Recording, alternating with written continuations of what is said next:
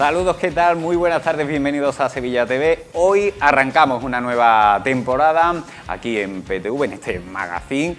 Isa Limón, después de un verano, muy buenas tardes, para mí muy bueno y bonito, feliz, y he disfrutado mucho. ¿Tú qué tal? He disfrutado mucho y sobre todo lo más importante, venimos con las pilas cargadísimas, con muchísimas ganas, muchísima ilusión de seguir enseñándoles cosas peculiares de nuestra ciudad, con contenidos pues de cultura, historia, toda la actualidad aquí en Sevilla TV, en PTV Sevilla. Y nosotros arrancamos con un tema importante que por desgracia pues ha estado en boca de todos, como es el bullying, y es que, como decíamos hoy, nuestros pequeños, más de 177.000 alumnos aquí en Sevilla, pues han iniciado el curso escolar y estamos ante, desgraciadamente, una práctica que muchos alumnos practican sobre otros y que tenemos que erradicar ya de alguna manera. Lo tenemos cada vez está más presente en la vida escolar de nuestros niños, pues casos como el que van a ver seguidamente. Vamos a verlo.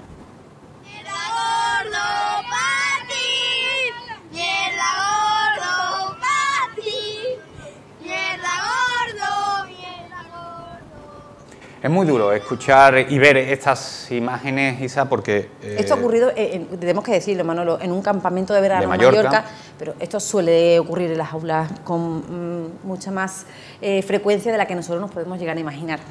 Y que todos, entre padres, familiares, tenemos que ir un poco educando a nuestros pequeños que estas cosas, estas supuestas bromas para ellos, pues pueden hacer mucho daño a esos alumnos. Y para ello nos acompaña en el día de hoy pues Andrés Gálvez, profesor, maestro de primaria y también pues experto en la prevención del acoso escolar.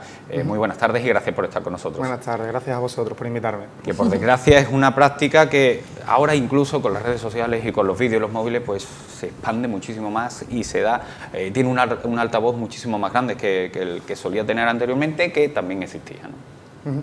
Efectivamente, a pesar de todos los protocolos que van existiendo, el acoso escolar y el ciberacoso, que es su variante cibernética, pues sigue existiendo, sigue continuando y es tarea de todos, docentes, familias, instituciones, hacer cosas, hacer lo que sea necesario para poder prevenirlo y, bueno, en el caso de los que se da, intervenir en aquello.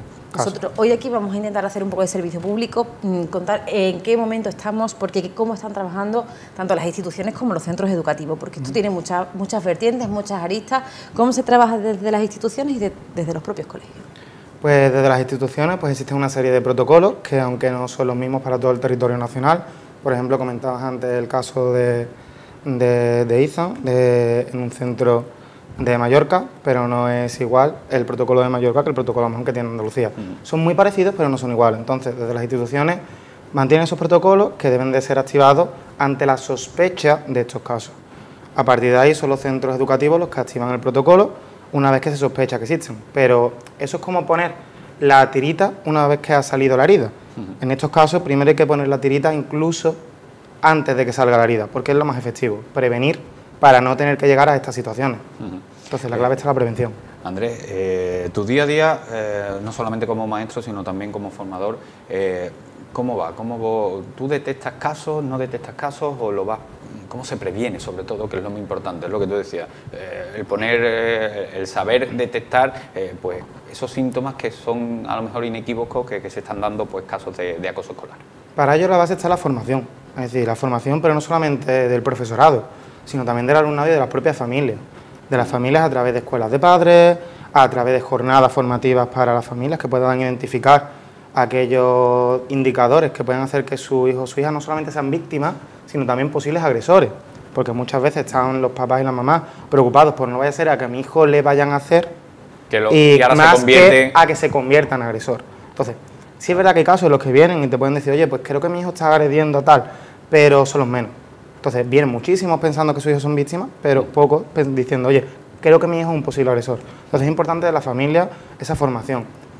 Al profesorado, evidentemente, es importantísima la formación del profesorado que desde las instituciones se ofrece y que el profesorado pues debe intentar coger para que se pueda llevar a cabo. Yo, por ejemplo, soy una persona que hace esas formaciones, uno de los tantos otros que hay, y son realmente interesantes porque sin ellos muchas veces el profesorado no evoluciona en esta idea de esa idea antaña que había de son cosas de niños, que tenían tanto los padres como los docentes, y también no solamente eso, sino que no se sensibilizan ni tienen las herramientas adecuadas para ello. Por eso es muy importante la formación. y desde las instituciones pues que se ofrezcan los recursos para poder llevarlas a cabo. Una vez que hablamos de un protocolo tardío que llega en un momento en el que ya la herida está y es muy difícil taparla, pero bueno, en el caso del protocolo, ¿cuándo se activa? ¿Cuál es la señal a la que estáis vosotros pendientes para detectar que hay un posible caso de acoso escolar? A ver, la norma te lo dice claro en este sentido. El protocolo, aquí en Andalucía, que estamos en el territorio, te dice que el protocolo debe activarse ante la sospecha de cualquier posible caso de acoso escolar. Entonces, ¿cuál es el problema? Que aquí quizás tenemos un poco culpa tanto las familias como lo que es la sociedad en general y el profesorado, de que muchas veces ese protocolo se activa de manera tardía, porque no se activa tanto ante la sospecha, sino como cuando ya, digamos que hay una sospecha más profunda, por así decirlo. Entonces, claro, tú piensas, ¿no? Si vosotros tenéis un hijo o una hija, ¿no? ¿Lo meteréis en un centro en el que hay muchos protocolos abiertos de acoso escolar? En principio podéis decir, pues mira, no, porque eso quiere decir que hay mucho acoso escolar. Realmente no. Realmente, si hay muchos protocolos abiertos, quiere decir que se abren ante la menor sospecha. Otra cosa es que fueran abiertos de manera, al final, favorable y que al final se confirmara de que todos esos protocolos que se abren se confirman casos de acoso escolar. Pero se pueden abrir un protocolo ante sospecha y después de ver que no es acoso.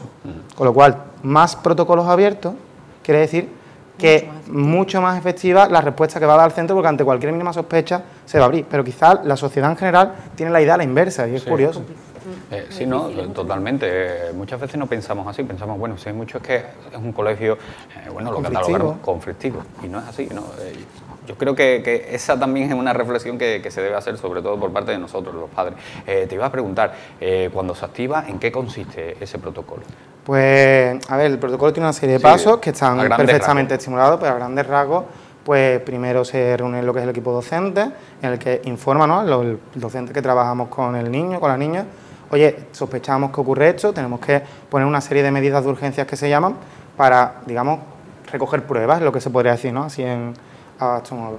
Se informa a las familias de las cosas que están sucediendo, se informa a la dirección, se informa a inspección, y una vez que ya se han recogido las evidencias esas de que sí es cierto que se está produciendo el acoso o no, es posible que no, pues entonces ya se empiezan a aplicar los siguientes pasos, que son ya medidas que pueden ser de separación de los niños en distintas aulas, en un momento da incluso traslado de centro, o sea, son otras medidas que se van aplicando. Claro. Pero lo primero es recoger esas pruebas para ver si realmente se está ante un caso de acoso o no. Digamos que es así. Andrés, yo creo que lo decías, no es muy importante el trabajo que se hace desde casa.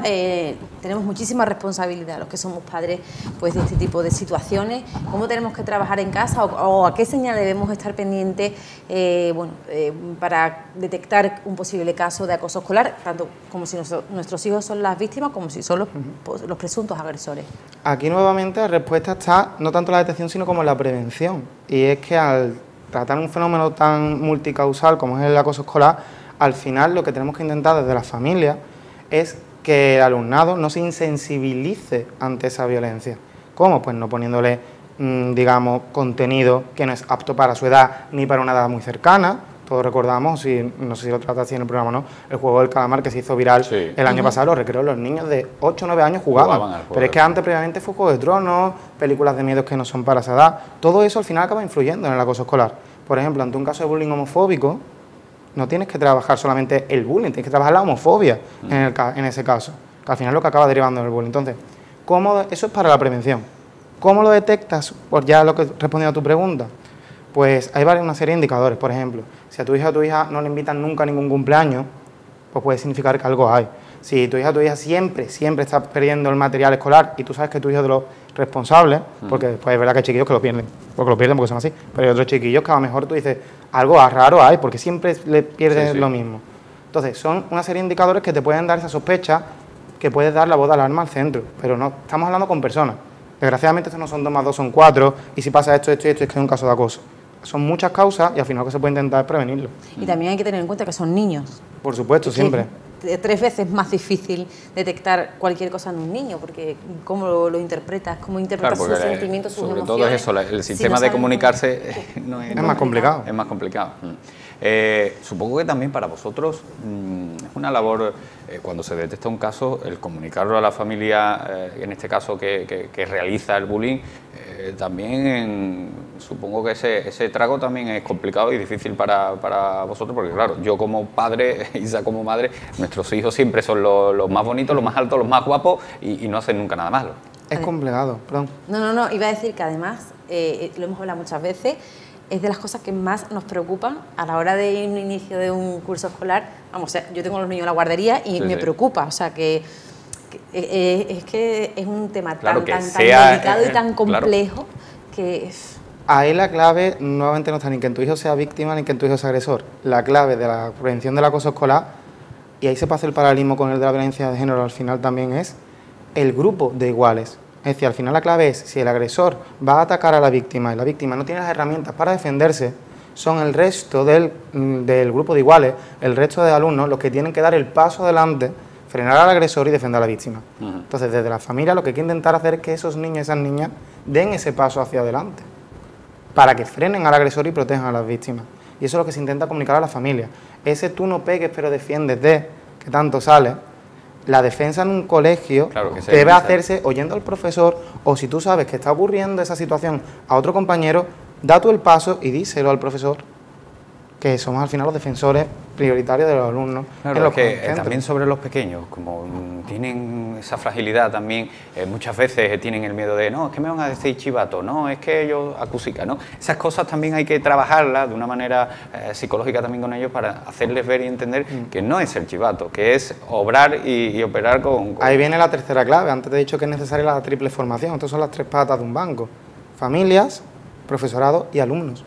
Es que al alumnado también hay que formarlo desde que son pequeñitos, desde infantil, de 5 años, de 4 años, y hay que formarlos para que poco a poco vayan sensibilizándose con el grupo, que haya cohesión grupal, relaciones sociales, que establezcan vínculos de amistad entre ellos, porque al fin de cuentas, si tú te estableces un vínculo con alguien, va a ser más difícil que lo agredas.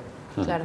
Entonces, ¿y cómo trabajáis con los niños en los centros? Es decir, ¿cómo dotáis a esos pequeños de herramientas para que sepan detectarlo, para que sepan defenderse, para que eviten acoso escolar a compañeros? ¿Cómo lo hacéis? Te puedo decir de 200 millones de dinámicas, pero pienso que por tiempo no te puedo decir todas. Entonces, yo te digo algunas, por ejemplo. Yo las excursiones, lo típico, ¿no? Hay una excursión, yo siempre pongo gente que no se conoce como pareja y les pongo deberes para el autobús. Es decir, tienen que encontrar algo que les una, algo que tengan en común, aunque sea el mismo color favorito, la misma serie favorita. Pues a partir de ahí ya tienes un hilo en el que tirar, en el que empezar a establecer relaciones. La empatía se puede trabajar a través de talleres, de jornadas, de la cohesión social a través de relaciones grupales y dinámicas sociogrupales. Todo eso se puede llevar a cabo con el alumnado. Y por supuesto tiempo. Para ello tú tienes que priorizar el tiempo que tú le dedicas a lo que es la competencia emocional, que tanto se llama, más que quizás otras competencias curriculares, porque yo siempre lo digo, a mí de qué me sirve que un niño o una niña sepa todos los ríos de España si después no sabe defender a su compañero de al lado, por ejemplo. Es que además, no sé si en ese sentido... Es complicado, claro, porque ya estamos hablando también, yo creo que no sé, tú como experto, la ley debería incluir también alguna asignatura en horario lectivo que sean o que vayan indicadas a este tipo de cosas, que a lo mejor falta todavía, ¿no? Yo tengo mi opinión personal, que eso es una opinión personal porque a día de hoy todavía no hago leyes, pero yo creo que la educación emocional debería ser una asignatura, y una asignatura obligatoria además y con su carga horaria, porque ahora mismo está como un contenido transversal que se debe de trabajar de todas las áreas, pero al final lo que es transversal no se acaba tocando, es decir, se acaba tocando lo que es explícito, porque claro. Si es transversal, ¿a quién le toca? Si tú eres el de lengua, tú eres de matemáticas, si eres de ciencia, ¿quién es realmente el que tiene que trabajar eso? Claro. Antes estaba, sobre todo en primaria, la figura del tutor, que sigue existiendo, pero que ya es que en primaria ni siquiera existe la hora de la tutoría. Entonces, es complicado, porque para eso necesitas conocer mucho a tus alumnos y tiempo, que el tiempo es como aquí en la tele, el tiempo en el colegio es de lo único que no tenemos.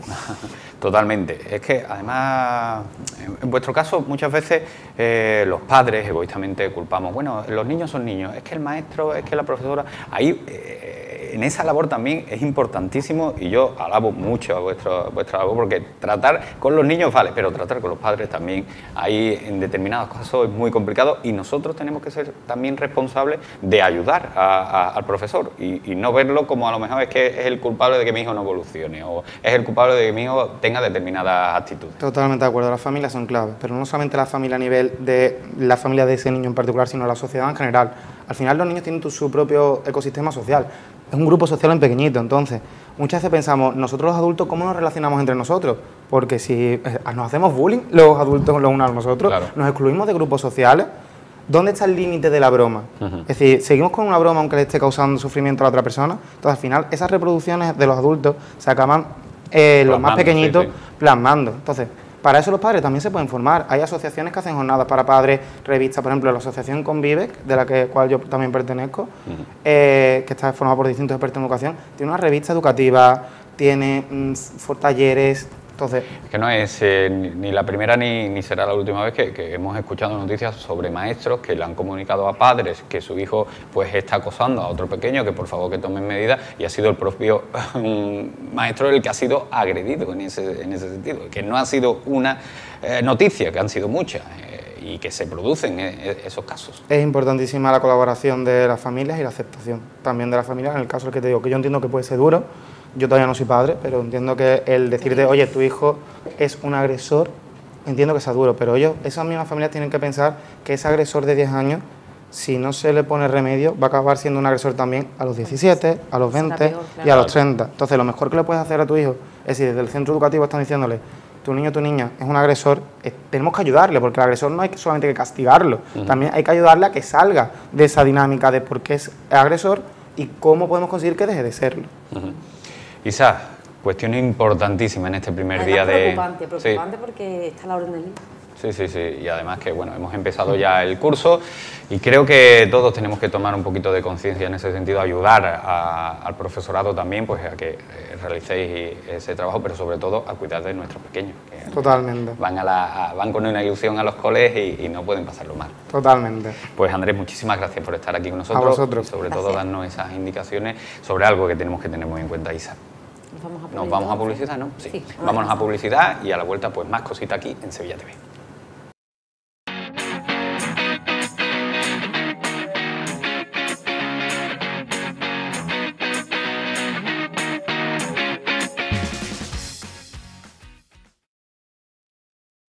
También es noticia en este lunes 12 la tan esperada lluvia, sobre todo especialmente para agricultores, para ganaderos, pues que estaban esperando, nunca mejor dicho, como aguas de mayo, pues esta lluvia, porque en muchos casos incluso estaban temiendo, Isa, por su sustento, por los ganados, por la agricultura, por, en fin, muchas cuestiones. Es que esta sequía ha puesto en jaque, pues como decía Manolo, el medio de vida de muchísimas personas de nuestra provincia, y es por eso que estas gotas que estamos recibiendo hoy, aunque son insuficientes, las estamos recibiendo con muchísima alegría, porque por fin se está regando nuestro campo, nuestra provincia, sin necesidad de utilizar el agua de consumo.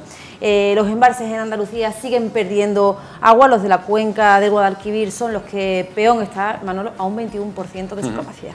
Y nosotros pues vamos a verter un poquito de luz sobre las posibles consecuencias de una sequía, una futura sequía, cuando no se están llenando esos embalses, y nos acompaña ya en el día de hoy el consejero delegado de Masesa, Jaime Palón. Muy buenas tardes, gracias por venir. Bueno, es poca, pero esto ayuda, sobre todo a la agricultura, ¿no? Esta lluvia ayuda. Yo creo que es una noticia inmejorable. Estamos en un ciclo seco, en un ciclo de sequía, y nos han regalado ya las primeras lluvias del otoño. Lo que hay que ver es si se van a prolongar, si van a extenderse y si nos van a hacer salir de la situación de penuria que tenemos, tanto la agricultura como los abastecimientos a las poblaciones. Está claro que estamos en un periodo seco, Jaime. Los medios de comunicación hoy se hacen eco de que Sevilla le está suministrando agua el pantano de Melonares. ¿Hasta qué punto esto es cierto y hasta qué punto puede ayudar a Sevilla a salvar un poco pues este periodo de sequía? Bueno, el embalse de Melonares ha sido una bendición del cielo, nunca mejor dicho, ¿no? Es un embalse que se empieza a hacer después de la sequía de los 90, a consecuencia de ella. Se empieza a ver qué tipo de embalse se puede hacer para aportar más recursos al área metropolitana, y ha sido un acierto. Un embalse muy criticado por parte de los movimientos conservacionistas y que, sin embargo, pues la evidencia está ahí. La mitad del agua que dispone ahora mismo Sevilla y su área metropolitana pues está en el embalse de Melonares, y es el que nos permite no tener cortes de agua ahora mismo. ¿En qué estado está, perdón, este pantano, Jaime? Es de los que más llenos están dentro de la cadena de embalses de Masesa, de Sevilla y la metropolitana, y está un poquito más arriba del 60%. Porque concretamente el área metropolitana, ¿de dónde viene el agua que abastece a los ciudadanos de Sevilla? De Sevilla capital. Porque ahora se ha tirado de este embalse, pero ¿siempre es así o hay genéricamente el agua viene de Sierra Morena, viene del Ribera de Huelva, viene del Ribera de Cala y viene del río Viar. Es un agua que viene de un paraje protegido y es un agua de excelente calidad. Y como nos gusta decir a los que trabajamos en Emasesa, viene de la naturaleza al vaso. No hay plásticos por medio. Es un agua exquisita y bueno, hay que decir que en reiteradas ocasiones nos han puesto como una de las mejores aguas de España. ¿Y en qué situación se encuentran estos embalses? Porque es aquí donde está el problema, ¿no? Los embalses que abastecen al área metropolitana, los de la cuenca del Guadalquivir, los que están en peor situación, lo decíamos al principio. Sí. Hablando del área metropolitana, tengo que decir que tenemos agua porque en el año 19 hubieron unas tormentas importantes, muy fuertes, y de repente se llenaron los 6 embalses de Masesa, totalmente llenos, empezamos a verter. Y ahora mismo llevamos 3 años en que las precipitaciones son bajas, pero lo que es peor es que esas precipitaciones llega muy poquita agua a los embalses por la forma de llover. Antes llovía con más intensidad, con más seguimiento, sí. Y ahora mismo la lluvia es mucho más fina y no logramos que entre agua en los embalses. Ciertamente es así. Es un agua muy poco densa, ¿no? No es la gota gorda que... Hay de todo, porque también ha habido danas, las famosas danas, que son las antiguas tormentas que caían, el agua caía con mucha intensidad en un sitio y a 2 kilómetros, 3 kilómetros, 5 kilómetros, ¿no? De hecho, aquí en el área metropolitana de Sevilla, en Sevilla capital, hemos tenido inundaciones muy fuertes en barrios como el Tiro de Línea, en barrios como el Plantinar, que se han producido inundaciones muy fuertes, pero no hemos tenido reflejo en los embalses, en la sierra. No ha llovido allí.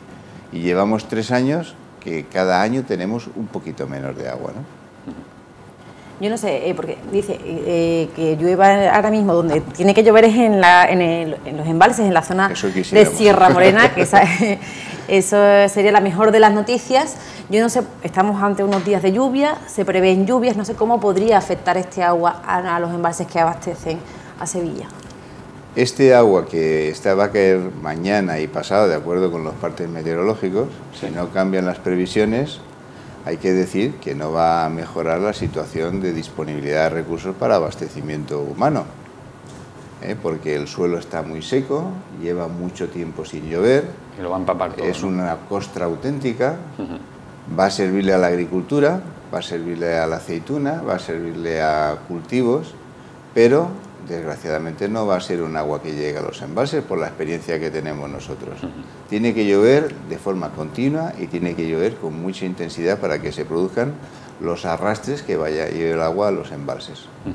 Porque, Jaime, ¿cuáles son las medidas que se están tomando desde Masesa para no llegar a una situación crítica que, desgraciadamente, pues este verano ha habido situaciones, la verdad, que bueno, hemos visto embalses vacíos, secos, las grietas en el suelo, como usted ha dicho? Bueno, vamos a poner puntos sobre IES, ¿vale? Lo primero es que efectivamente hay 3 años de sequía. Pero no es menos cierto que Emasesa, la empresa, ha tomado una serie de medidas para evitar que se produzca ningún tipo de corte de suministro de agua, claro, ni ninguna crisis importante. Ahora mismo, ¿qué tenemos? Ahora mismo tenemos 270 hectómetros en los embalses. ¿Eso qué significa? Pues que tenemos tiempo y agua. Tenemos tiempo y agua. Tenemos agua para 1 año y medio, aunque no cayera ni una gota. Eso nos permite hacer un plan y llevar a cabo un plan. Nos permite actuar sin sobresaltos, sin prisas, sin nervios, sin precipitaciones. ¿Qué es lo que estamos haciendo? Pues hemos puesto en marcha una iniciativa que se llama Objetivo 90, que tiene por finalidad el que los sevillanos, el área metropolitana de Sevilla, sea capaz de consumir 90 litros habitante y día. En la actualidad estamos a 112. Es un salto importante, sí. Vamos a tener que ayudarlos, vamos a tener que meternos con la telelectura, vamos a tener que meternos con la digitalización, vamos a tener que meternos y pedirle ayuda al Ministerio de Transición Ecológica para que con un PERTE de digitalización nos acoja, nos dé fondo y nos dé medios para poder ser digital, pero en principio la cosa está controlada, hay tranquilidad y eso sí, lo que hay que tener muy presente es que la parte negativa de todo esto es que tenemos un cambio climático que nos dice que no sabemos cómo de grave va a ser la sequía. Claro. Y eso nos obliga a ser especialmente respetuosos con el uso del agua y de cómo gastamos el agua. Y ser responsables cada uno en sus hogares. Sí, señor. Hablábamos de la digitalización, de llegar a ese consumo, ¿no?, de 90 litros por vivienda. Yo no sé cómo lo conseguimos desde casa. Sé que desde Masesa se están llevando a cabo distintas medidas, ¿no?, para que en casa sepamos cuánto consumimos y bueno, para saber, ¿no?, los hábitos de consumo de los ciudadanos. Vamos a empezar a cambiar en septiembre todos los contadores del área metropolitana. 360.000 contadores. Empieza en septiembre el inicio de cambio. Vamos a tener información directa, casa a casa, familia a familia, de cuáles son los usos y costumbres, cómo se gasta el agua, cómo no se gasta el agua. Vamos a ser capaces de detectar cuando, por ejemplo, los usillos de plástico de los inodoros están pasados y están produciendo un vertido, claro, por ejemplo, a las 2, las 3, las 4 de la mañana. Nos va a permitir ajustar muchísimo y darles una información a las familias que las ayude. Tenemos 200 familias voluntarias que se han prestado de forma voluntaria, de una forma totalmente altruista, para hacer una experiencia piloto de qué agua es la que gastan y cómo se puede reducir el agua en estas familias. Estamos intentándolo todo y contamos con una cosa fundamental, son los ciudadanos. Los ciudadanos sevillanos son una cosa diferente al resto de España. Sí, sí, ellos solos, desde la sequía de los años 90, que consumían 175 litros habitante y día, han llegado a 112 en la actualidad. Tenemos ahí un potencial tremendo, tenemos una ciudadanía concienciada, entrenada, que está dispuesta a asumir el reto de combatir el cambio climático. Esos contadores es un salto de calidad tremendo, ¿no? Va a, bueno, pues, ahorrar litros pues, bastante importantes porque hay fugas que no nos damos cuenta y todo ese tipo de cosas se van a detectar. Y más cosas. Con más estos cosas, contadores claro, vamos a detectar, por ejemplo, el que tiene una casa y se la ocupan. Porque automáticamente va a tener una señal de que se está usando agua en la casa. El grifo. Vamos a conseguir que si se produce una rotura de una cañería o una pérdida en un grifo, claro, sea detectada. Vamos a conseguir tener una comunicación directa. Ya la comunicación no va a ser por medios de comunicación solamente, sino que ahora mismo vamos a poder referenciarnos a una familia o la familia preguntarnos directamente consejos o cómo abordar situaciones que se puedan plantear en la casa, ¿no? Yo creo que es un salto importantísimo. Es el futuro. Es la digitalización del que todo el mundo habla, ¿no? Es aprovechar un programa que ha puesto el Ministerio de Transición Ecológica con fondos Next Generation y los vamos a utilizar para satisfacer las necesidades de la población. Y que va a tener también ese cambio un trabajo importante, son 360.000, ¿no?, contadores. 360.000 contadores, efectivamente. De todas formas, hablabas, Jaime, de una cosa muy importante, de la ejemplaridad de los ciudadanos de Sevilla. De todas formas, los que estamos en casa, que consumimos agua diariamente, que abrimos el grifo y nos olvidamos de que el grifo está abierto y está echando agua, ¿cuáles son los hábitos que tenemos que cambiar para intentar evitar llegar a ese punto extremo? En casa, ¿cómo lo tenemos que hacer, Jaime? Pues veréis, pasar de 175 a 112 ha sido muchísimo, pero ha sido una cosa relativamente sencilla. ¿Por qué? No lo parece, ¿eh? Porque sí, son una cantidad, son 174 litros, es que estaba el grifo abierto siempre. Claro. Hemos empezado a cerrarlo, hemos empezado a tomar precauciones. Bajar de 112 litros a 100 o a 90 nos va a costar. Nos va a costar. Sí. Ya no se soluciona el tema diciendo, cuando te laves las manos, cierra el grifo. Ya son muchas más cosas las que hay que poner en juego. Y eso es precisamente la digitalización. Es el saber qué está pasando dentro de una casa y poder asesorar a cada familia, claro, de una forma independiente. De todas maneras, veréis, de 112 a 100, por poner un ejemplo, eso es mucho, eso es poco, eso cuesta mucho. Con que esté 1 minuto al día más cerrado el grifo, se consiguen 10 litros. Fíjate. Fíjate, es una cuestión, con el asesoramiento de Masesa y con el buen hacer del ciudadano sevillano, lo tenemos conseguido seguro.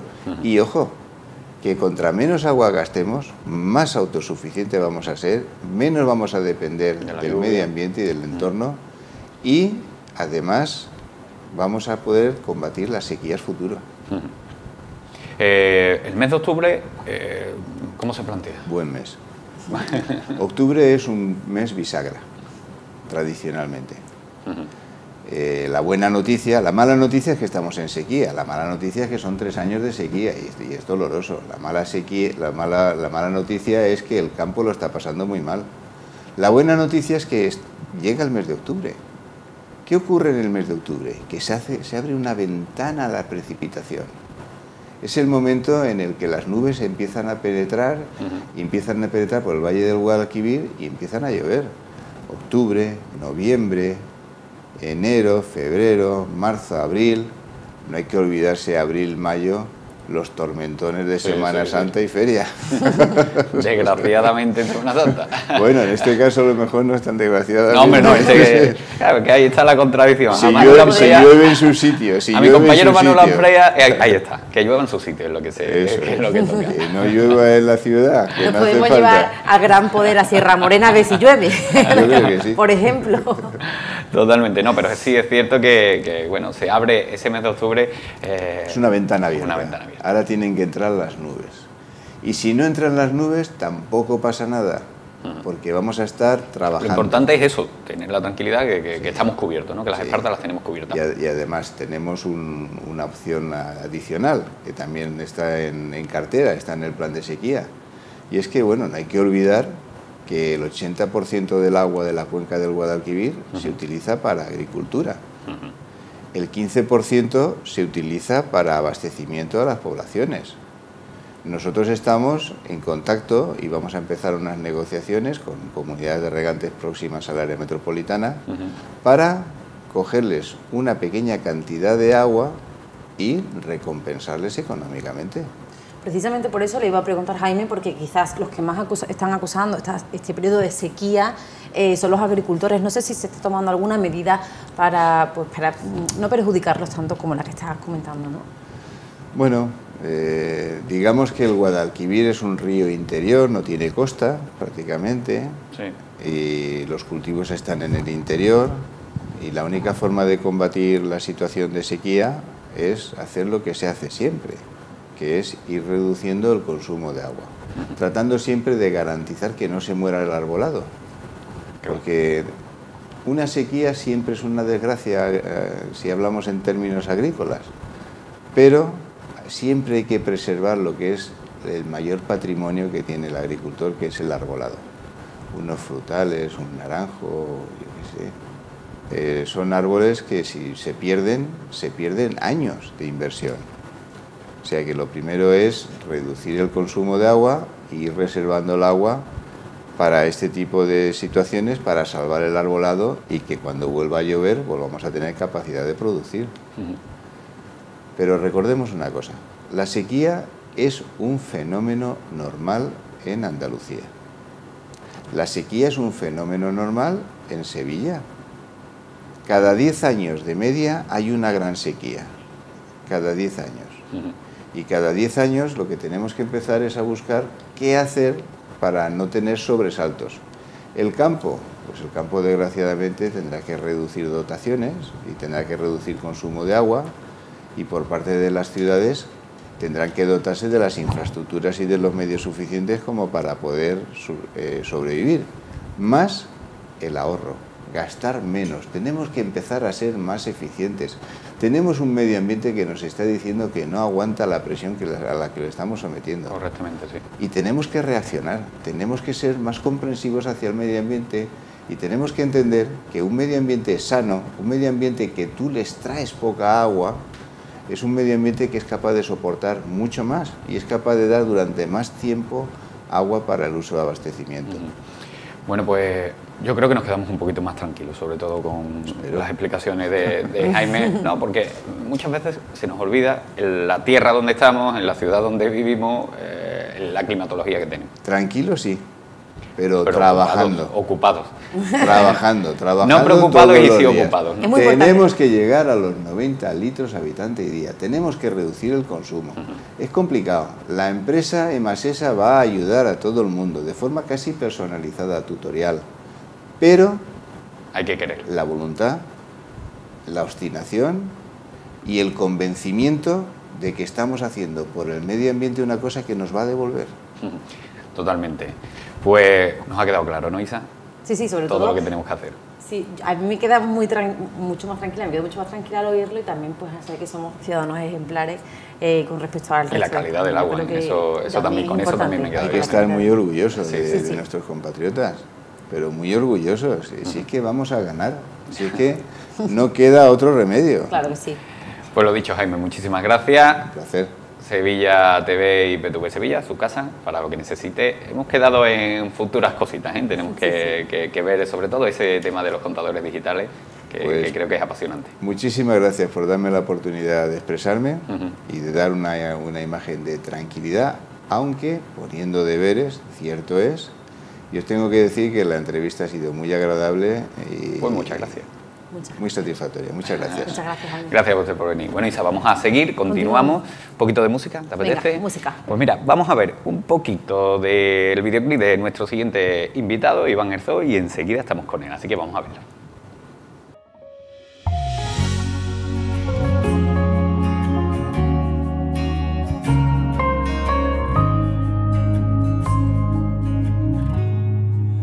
Puedes mirarme y hacerme a medida, cambiar mis desastres por ciencia ficción.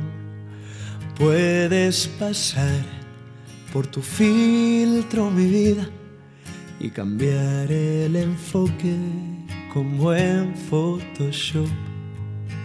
Puedes tomarme por una mentira y hacer que yo mismo me crea tu versión, crear un hogar de mi oscura guarida y hacerme creer que el manita soy yo. Y me siento mejor, me creo. Bueno, lo prometido es deuda y ahí tenemos un poquito de ese nuevo trabajo de Iván Herzog. Mejor, Isa, para alegrarnos, ¿no? También lo necesitamos y nos viene bien. Y a nosotros nos gusta siempre poner aquí en Sevilla TV un poco de la nota musical para alegrarnos el día, para alegrarnos la tarde y bueno, para entender que hay mejores formas de ver este lunes. Iván, ¿qué tal? ¿Cómo estás? ¿Qué tal el verano? Muy bien ahora aquí en Sevilla. No has parado, ¿no? Has estado completamente de gira, dando vueltas por toda la geografía española, ¿no? Pues sí, combinando un poquito entre pianistas de otros artistas y entre mis bolos y tal, o sea, sin parar un poquito haciendo todo esto. Hay que ver, no sé qué os parece, pero a mí me da la sensación que este verano, después de todo lo que hemos pasado con la pandemia y tal, se ha reactivado todo lo relacionado con la música. Festivales llenos, conciertos sin entrada, todo completo. No sé, ¿qué te parece, Iván? Se ha reactivado un poquito todo. Bueno, al final se ha visto la necesidad que hay de cultura, ¿no? Y de arte, que es lo que, por mucho que al final se pueda paralizar, la gente necesita un poquito de esto, de alegría, o aunque sea un poquito de arte, un poquito de movimiento de alma, y se ha visto ahora, todo se va a activar. Y hemos visto ese videoclip mejor, háblanos un poco, cómo nace, porque bueno, es el último, anteriormente era todo mal. Todo mal, mejor. Sí, ahora mejor va mejor, o sea, todo es una escalera para arriba todo el rato, esa es la idea. No, mejor sale básicamente de una idea muy común y muy de toda la vida, pero llevada a canción, que es cuando... A ver, ya de inicio las personas no somos buenas, no somos muy buenas, podríamos ser muchísimo mejor, pero de repente hay alguien que aparece en tu vida, ¿no? que te mira bonito, que te hace creer que eres tan bueno como deberías ser. Y pensé que eso merecía una canción porque me lo encontré en mi cara y dije, pues esto no hay nada más que hacer que traducirlo en forma de canción. Y de eso viene, de sentirte que puedes ser un poquito mejor porque una persona te ve como tal. Yo yo creo que vamos a apuntar a Iván Herzog para que venga todos los lunes y nos suba el ánimo de esta forma. Ahora que un lunes cambia mucho. Es fuerte, claro que sí, claro que sí. Bueno, formas parte del elenco musical Queen Will Rock You. Will Rock You, eso es, de Queen. En el Teatro Príncipe Pío de Madrid. Pues Eso danos es. un poquito de este trabajo. Bueno, empezamos hace cosa de un añito, de hecho ahora mismo hace un año estábamos ensayando y empezamos el musical en septiembre hasta el 31 de julio no paramos. Es un musical donde la música es de Queen y tal, es un musical muy conocido ya en Londres, tanto como en Broadway y tal, y lo hacemos aquí en Madrid como ya se hizo hace 15 años. Volvemos otra vez a empezar en octubre y la cosa pinta que para adelante. O sea que... Escúchame, pero es que no paras, ¿no? No Ya lo paro. hemos dicho. El verano con los bolos, con tus conciertos, también con otros artistas, como Cepeda, el musical, componer, porque compones tú también, tus propias canciones y también para otros. Sobre todo, no sé cómo sacar el tiempo, porque Bueno. además, componer necesita mucho tiempo, mucha creatividad. Por supuesto. No sé de dónde lo sacas. El tiempo que necesita componer básicamente es estar a disposición de la composición. O sea, todo el rato es como no tienes ni idea de cuándo va a aparecer esa varita que te toca, si eso, para que te salga algo bonito. La idea es trabajar todo el día para que cuando te toque te pille haciendo lo que tienes que hacer.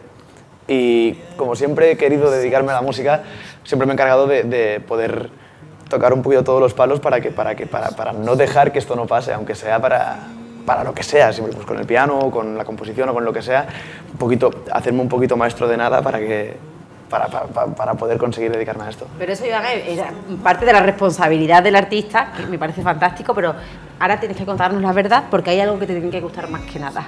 Es decir, no te puede gustar tocar el piano y componer igual. Hay algo que te tira más, que es exactamente y por qué. A ver, a mí lo que me flipa es componer y producir un poquito porque es la parte creativa. Todo lo demás, el piano, cantar, todo esto, evidentemente me encanta, pero es una herramienta para poder transmitir lo que yo creo y en lo que yo creo, que es la composición y en traducir el alma en canciones. Claro, pero cuando te van proponiendo tantas cosas, por ejemplo, yo es que creo que la experiencia del musical tiene que ser tremenda. Allí en Madrid, Claro. bueno, pues Por supuesto, representar sí, el musical, aparte de la disciplina que te enseña el estar en un proyecto como es un musical y cómo debes cuidarte y cómo debes llevar cada función como si fuera la primera y como si fuera la última, esa disciplina no te la enseña nada más y el teatro musical es muy valioso por eso y porque es un arte vivo. La gente podría ir al cine, pero en lugar de eso vas a ver el teatro porque cada día va a ser diferente y cada día va a tener un pedazo del alma de cada uno y eso mola mucho. Y un pedazo de alma un pedazo del alma de Iván Herzog hay en muchos conciertos, como por ejemplo en Luis Cepeda, decía el compañero, ¿no? que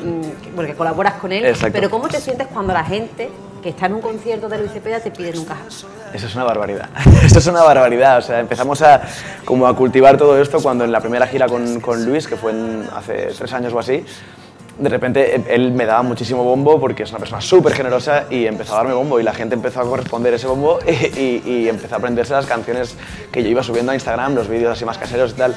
Y llegó un punto en que de repente la gente, cuando íbamos al momento acústico, me pedía, con el beneplácito evidente de Luis, que cantara un tema mío, que era Nunca Jamás, por ejemplo. Claro, eso es maravilloso, de repente de subir temas a Instagram a llegar a un escenario en Orense o en Sevilla y que te pidan una canción tuya. A mí se me funde el corazón, o sea, se me funde y lo dejo aquí para la próxima vez que venga, o sea, es así. Sevilla te acogió bien, ¿no? Muy El otro bien, día, ¿no? muy bien. Sevilla fue una barbaridad, o sea, ya está siendo una barbaridad. No, yo siempre he sido muy fan de Sevilla y cada vez que vengo me lo demuestran que tengo razón por ser fan de ellos. Te entendemos. Nunca jamás. Esa canción que has nombrado, ¿qué supone para ti? Nunca jamás. Es una canción que... Hay un problema siempre con el cantautor, que es que cada vez que escribe una canción se cree que va a ser la última. Y dice, ya está, ya se me ha ido el arte y he tenido suerte esta vez y no va a volver a pasar. Con Nunca Jamás me pasa... Esa neura, ¿no? Claro, eso siempre está ahí, el síndrome del impostor. Con Nunca Jamás lo que me pasa es esa prueba de que si sigo currando igual pueden ser cosas diferentes, porque la hice con 18 años y a día de hoy me sigue representando mucho y es como, chaval, no sé qué te pasó en ese momento, pero bien, que te siga pasando. Bueno, y una vez que tú te vacías el alma así y creas una obra, como es el caso, una canción como Nunca Jamás, yo supongo que te sentirás súper vacío, pero yo creo que cuando tú ves tu proyecto o tu canción o tu composición en la voz de otro, Claro. Siendo el éxito de otro, ¿cómo te sientes? Eso es maravilla porque además siempre tengo en cuenta que para mí, desde el punto de vista crítico, siempre cualquier otro instrumento va a ser mejor que el mío. Entonces, el hecho de que una persona le dedique todo su corazón a cantar algo que yo he escrito y que es mi historia, joder, pero que que lo canten ellos es muy potente, porque al final cada uno le da su toque y sus infinitas posibilidades que yo no le podría dar porque aunque sea, porque yo tengo mi instrumento y punto. Bueno, ya que veo que traes la guitarra, qué casualidad. Para que no pegue el paseo en Valdés, vamos a escuchar un poquito de Mejor, ¿no? Venga. Un poquito de Mejor de ese nuevo tema que estás triunfando con él. Tenemos que decir que nos encanta que los artistas canten en directo en Sevilla TV. Totalmente, Es totalmente. estupendo. ¿Cómo lo Me agradecemos? enriquece muchísimo. A ver, con la guitarra esta nueva, que tiene sus efectos y sus cosillas, es maravillosa, a ver cómo suena esto.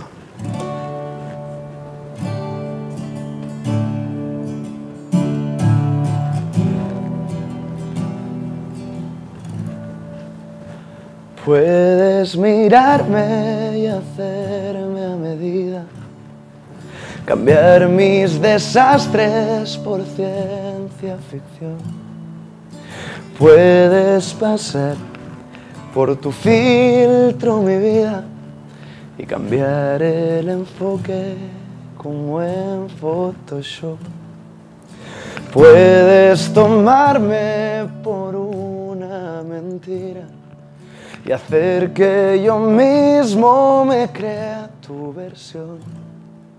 Crear un hogar de mi oscura guarida y hacerme creer que el manita soy yo.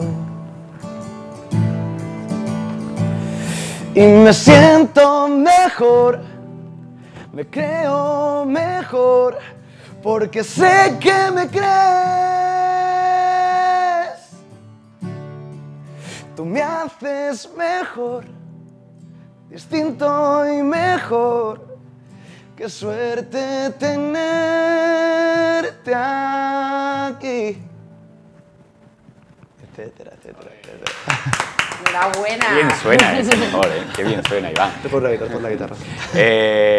Bueno, yo supongo que cuando escribes estas canciones, el orgullo te sale del pecho, ¿no? Porque, Bueno, cuando escribes porque- una canción, en mi caso lo que me pasa es que la escribo en ese momento como escritura automática, o sea, soy traductor de lo que me pasa por la cabeza y no me doy cuenta hasta que ya tiene forma de lo que en ese momento he escrito. Digo, pues eso está bonito. Si yo tuviese que traducir lo que me pasa por la cabeza.